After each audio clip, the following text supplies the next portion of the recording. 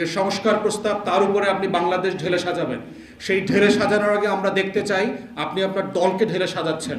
দলের ভিতরে criminal element রেখে আপনি যে বাংলাদেশটা করতে চান, শহীদ জিয়ার বাংলাদেশ, সেটা আপনি করতে পারবেন না। বেগম জিয়ার সেই বাংলাদেশটা করতে পারবেন না।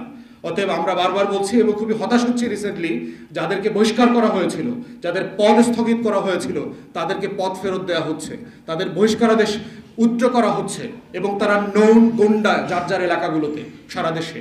এইটা নির্বাচনের আগে কোনো ভালো লক্ষণ না, এইটা 31 দফার সংস্কারের ভাষা না।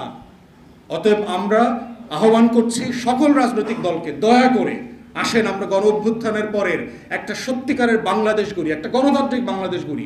আপনি আমার বিরুদ্ধে মিছিল করেন, আমার বিরুদ্ধে কথা বলেন, আমার বিরুদ্ধে বক্তব্য দেন, আমার যুক্তি খণ্ডন করেন, সব কিছু করেন, সব কিছু বৈধ, কিন্তু গায়ে হাত তুলবেন কেন?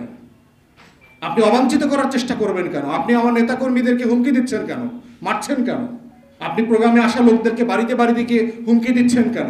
বৃদ্ধ ভাতা বন্ধ করে দেবেন, চাল ডালের যে ওই যে ভাতা দেয় সেই চালের বন্ধ করে দেবেন, সেগুলো কেন দিচ্ছেন আপনারা?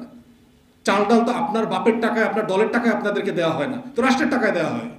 তো দলের লোকরাই হুমকি দিবে কেন?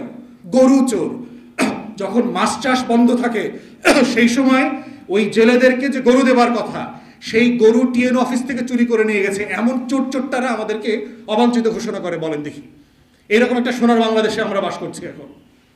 অতএব সেই জায়গায় আমাদের বক্তব্য খুব পরিষ্কার, যেটা বারবার বলেছি, এখনো বলে যাচ্ছি, যে আমরা সর্বোচ্চ ধৈর্য ধারণ করার চেষ্টা করছি, আমরা আমাদের নেতাকর্মীদেরকে নিয়ন্ত্রণ করছি, কিন্তু এইটা অসীম না, এই নিয়ন্ত্রণটা, এটা মাথায় রাখবেন। যারা কালকে কিল ঘুষি খাইছে, এরা রাস্তায় ভেসে আসা ছেলে না, এরা সবাই সচ্ছল পরিবারের সন্তান, প্রফেশনাল লোক, কোটি কোটি টাকার মালিক, এরকম শহরের ফ্যামিলির ছেলে। এরা কিল ঘুষি খাইছে মানে হচ্ছে বিষয়টা তারা খুব সহজভাবে লম্বা সময় নেবে না।